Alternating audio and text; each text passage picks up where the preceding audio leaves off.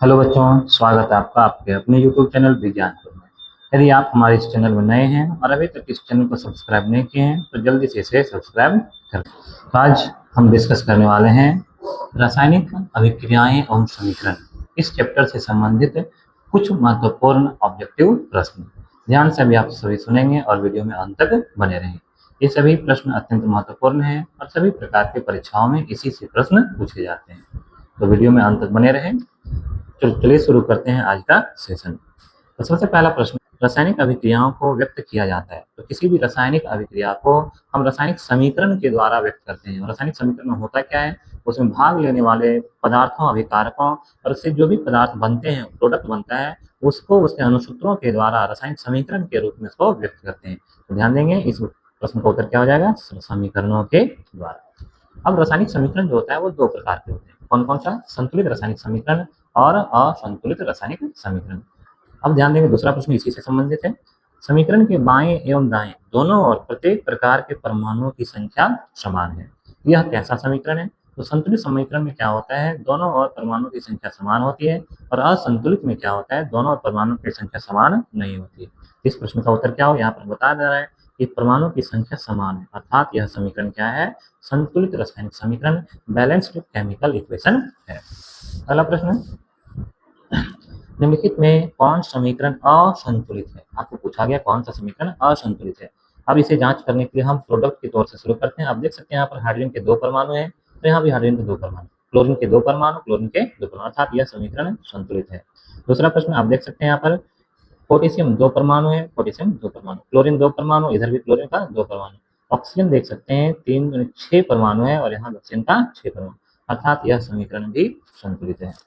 अगला प्रश्न देख सकते हैं पीबी अर्थात लेड कितना परमाणु है, एक, यहाँ भी एक, ऑक्सीजन एक और दो तीन और दो पांच, ऑक्सीजन कितना हो गया, पांच परमाणु हो गया, पांच परमाणु हो गया, ठीक है। नाइट्रोजन इधर देखें कितना है, ऑक्सीजन छह परमाणु, और इधर कितना है, दो दो चार और एक पांच, और इधर है ऑक्सीजन का छह परमाणु, अर्थात ये जो समीकरण है यही हमारा संतुलित नहीं है, ये असंतुलित समीकरण है। चौथा ऑप्शन आप देख सकते हैं, यहाँ पर हाइड्रोजन कितने परमाणु है, चार, यहाँ भी हाइड्रोजन चार, ऑक्सीजन दो, ऑक्सीजन दो। इस प्रकार से हमारा आंसर कौन सा हो जाएगा, ऑप्शन नंबर दो। अगला प्रश्न, निम्नलिखित में कौन समीकरण संतुलित है? अब यहाँ पर आपको छापना है कि कौन सा संतुलित है, ठीक है। तो ध्यान देंगे, आयरन इसमें एक परमाणु है, यहाँ भी एक परमाणु, क्लोरीन तीन परमाणु और यहाँ पर क्लोरीन दो परमाणु, अर्थात ये समीकरण संतुलित नहीं है। दूसरा, N2 नाइट्रोजन के दो परमाणु है और यहाँ भी नाइट्रोजन के दो परमाणु है, एक और एक दो। हाइड्रोजन के कितना परमाणु है, चार परमाणु, यहाँ भी हाइड्रोजन के चार परमाणु, ऑक्सीजन के दो परमाणु, यहाँ भी ऑक्सीजन के दो परमाणु। इस प्रकार से हमारा यह जो समीकरण है ये संतुलित है, ठीक है। अब इसे भी जांच करके देख सकते हैं, आयरन के दो परमाणु, यहाँ भी आयरन के एक परमाणु, तो ये संतुलित नहीं है। यहाँ पोटेशियम का एक परमाणु, पोटेशियम का एक परमाणु, क्लोरीन का एक परमाणु, लेकिन यहाँ क्लोरीन के कितने परमाणु हैं, दो परमाणु, अर्थात ये समीकरण भी संतुलित नहीं है। इस प्रकार से हमारा उत्तर कौन सा हो जाएगा, ऑप्शन नंबर NH4NO2 बनता क्या है, N2 + 2H2O। अगला प्रश्न है, कैल्शियम कार्बोनेट को गर्म करने पर कैल्शियम ऑक्साइड एवं कार्बन डाइऑक्साइड बनता है। आपको बता चुके हैं कि कैल्शियम कार्बोनेट अर्थात CaCO3 को जब गर्म करेंगे तो क्या बनता है, कैल्शियम ऑक्साइड और साथ में CO2 गैस बनता है, कार्बन डाइऑक्साइड गैस बनता है। आप देख सकते हैं यह कैसा अभिक्रिया है, एक यौगिक जो है वह ऊष्मा को प्राप्त करके गर्म होकर के दो सरल यौगिकों में टूट रहा है, और इस प्रकार की अभिक्रिया को क्या कहते हैं, अपघटन अभिक्रिया या फिर वियोजन अभिक्रिया। हमारा उत्तर क्या हो जाएगा, अपघटन अभिक्रिया। अगला प्रश्न,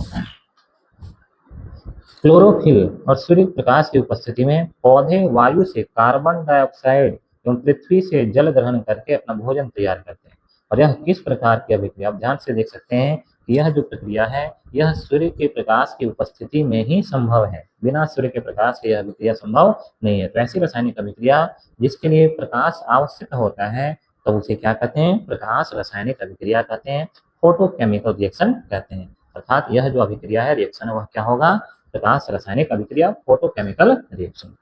अगला प्रश्न, है सिल्वर नाइट्रेट के जलीय विलयन सोडियम क्लोराइड का जलीय विलयन डालने से, अर्थात सिल्वर नाइट्रेट AgNO3, इसमें क्या डालते हैं, सोडियम क्लोराइड NaCl। तो जब इन दोनों को डालते हैं तो यहाँ पर क्या होता है, सिल्वर अविलेय सिल्वर क्लोराइड का विलयन प्राप्त होता है। ध्यान दें यहाँ पर क्या बोला गया है, अविलेय विलयन के रूप में अलग हो जाता है, अर्थात यहाँ पर जो होता है सिल्वर क्लोराइड वह एक अवक्षेप के रूप में, प्रेसिपिटेट के रूप में ये विलयन से अलग हो जाता है। तो जिस अभिक्रिया में अवक्षेप का निर्माण होता है, कोई भी ठोस पदार्थ के रूप में अविलेय पदार्थ के रूप में विलयन से अलग हो जाता है, तब उस अभिक्रिया को क्या कहते हैं? अवक्षेपन अभिक्रिया, प्रेसिपिटेशन रिएक्शन कहते हैं। अगला प्रश्न, सोडियम हाइड्रोक्साइड और हाइड्रोक्लोरिक अम्ल, ध्यान देंगे सोडियम हाइड्रोक्साइड जो एक प्रकार का क्या है? भस्म है, क्षार है, और HCl हाइड्रोक्लोरिक अम्ल यह एक प्रकार का अम्ल है। आपको पता होगा अम्ल और भस्म की जो परस्पर अभिक्रिया है इससे लवण का निर्माण होता है और जल बनता है, और यह अभिक्रिया क्या कहलाता है? उदासीनीकरण अभिक्रिया, न्यूट्रलाइजेशन रिएक्शन कहलाता है। नेक्स्ट, निम्न में से कौन रेडॉक्स अभिक्रिया है? आपको बता चुके हैं कि रेडॉक्स का मतलब रिडक्शन प्लस ऑक्सीडेशन, अर्थात अवकरण और साथ में ऑक्सीकरण अभिक्रिया। आपको देखना है कि कौन सा अभिक्रिया में ये दोनों अभिक्रियाएं साथ साथ हो रही है। ठीक है, आप देख सकते हैं पहला जो रिएक्शन है यह एक प्रकार का कैल्शियम कार्बोनेट अपघटित होकर के कैल्शियम ऑक्साइड और कार्बन ऑक्साइड में परिवर्तित हो रहा है। दूसरा देख सकते हैं ZnO और जिंक ऑक्साइड की अभिक्रिया किसके साथ करा रहे हैं? कार्बन के साथ, और अभिक्रिया के बाद क्या बन गया? जिंक अलग हो गया और CO अलग हो गया। आप देख सकते हैं इस अभिक्रिया में जिंक से ऑक्सीजन क्या हुआ? बाहर निकल गया। ठीक है, जिंक ऑक्साइड से ऑक्सीजन अलग हो गया, अर्थात से ऑक्सीजन का निष्कासन, यह क्या कहलाता है? अवकरण अभिक्रिया कहलाता है। और यही ऑक्सीजन जाके जुड़ गया किससे? कार्बन से, अर्थात ऑक्सीजन का कार्बन से संयोग हो रहा है। इस प्रकार से आप देख सकते हैं कि इस अभिक्रिया में क्या हो रहा है? जिंक ऑक्साइड से ऑक्सीजन का निष्कासन हो रहा है, बाहर निकल रहा है, और यही ऑक्सीजन जाके जुड़ जा रहा है किसके साथ? कार्बन के साथ, अर्थात कार्बन का ऑक्सीकरण हुआ, ऑक्सीडेशन हुआ, और जिंक ऑक्साइड का रिडक्शन। इस प्रकार से यह एक प्रकार का रेडॉक्स रिएक्शन है। अगला प्रश्न है, निम्नलिखित में से कौन उष्मा क्षेपीय अभिक्रिया है? उष्मा क्षेपीय अभिक्रिया अर्थात जिस अभिक्रिया से क्या होता है? उष्मा का निष्कासन होता है, उसको क्या कहते हैं? उष्मा क्षेपीय अभिक्रिया कहते हैं।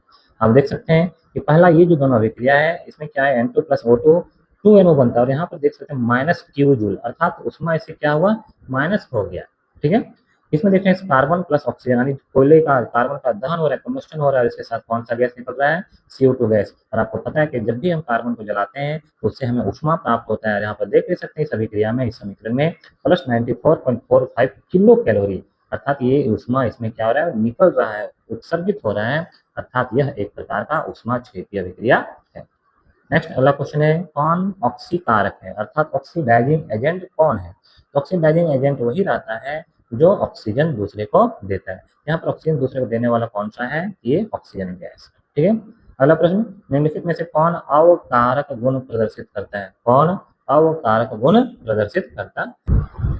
इस प्रश्न में देख सकते हैं कौन अवकारक गुण प्रदर्शित करते हैं। अवकारक गुण प्रदर्शित करने का मतलब क्या हुआ? अवकरण की क्रिया में मदद करते हैं, और अवकरण की क्रिया में क्या होता है? या तो ऑक्सीजन का निष्कासन होता है या तो फिर हाइड्रोजन का संयोग होता है। तो आपको इसमें से देखना है कि वह कौन सा यौगिक है, कौन सा तत्व है जो दूसरे तत्वों से या तो ऑक्सीजन को निकालता है या तो फिर दूसरे तत्वों को हाइड्रोजन देता है। ठीक है, आप देख सकते हैं इन चारों ऑप्शन में से यह एक ऐसा यौगिक है हाइड्रोजन सल्फाइड जो इस अपने हाइड्रोजन को क्या करता है? दूसरे को दे देता है, और यही हाइड्रोजन दूसरे के साथ मिल करके उस तत्व का क्या करता है? अवकरण कराता है, रिडक्शन कराता है।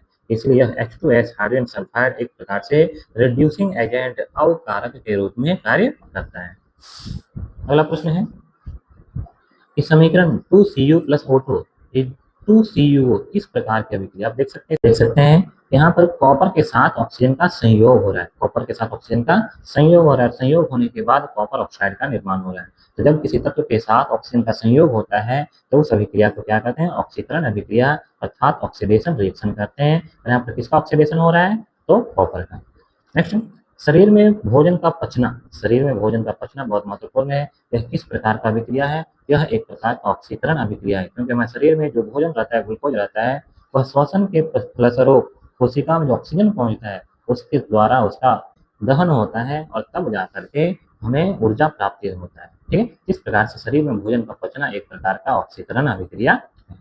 लास्ट प्रश्न है, निम्नलिखित में से कौन सा पदार्थ बिना ज्वाला के जलता है? महत्वपूर्ण प्रश्न, ध्यान देंगे, कौन सा बिना ज्वाला के जलता है? अब आपको पता होगा कि किसी भी दहनशील पदार्थ से जो ज्वाला का निर्माण होता है वह किसके कारण होता है? उसमें उपस्थित वाष्पशील गैसों के कारण। किसके कारण? वाष्पशील गैसों के कारण। इसमें आप देख सकते हैं कि मोमबत्ती, केरोसिन और मीथेन गैस, इसमें वाष्पशील गैस, वाष्पशील द्रव रहते हैं, और यही वाष्पशील द्रव जब जलते हैं तो ज्वाला का निर्माण करते हैं। जबकि कोयला क्या है, एक प्रकार का शुष्क पदार्थ है और इसके फलस्वरूप ज्वाला उत्पन्न नहीं होता है। ठीक है, तो जो शुद्ध कोयला होता है वह बिना ज्वाला के जलता है, जबकि मोमबत्ती जब जलता है यह अपने साथ ये जो द्रव इस अवस्था में रहता है वह वाष्पित होकर के ज्वाला का निर्माण करता है। इसी प्रकार से केरोसिन और मीथेन गैस के साथ भी होता है।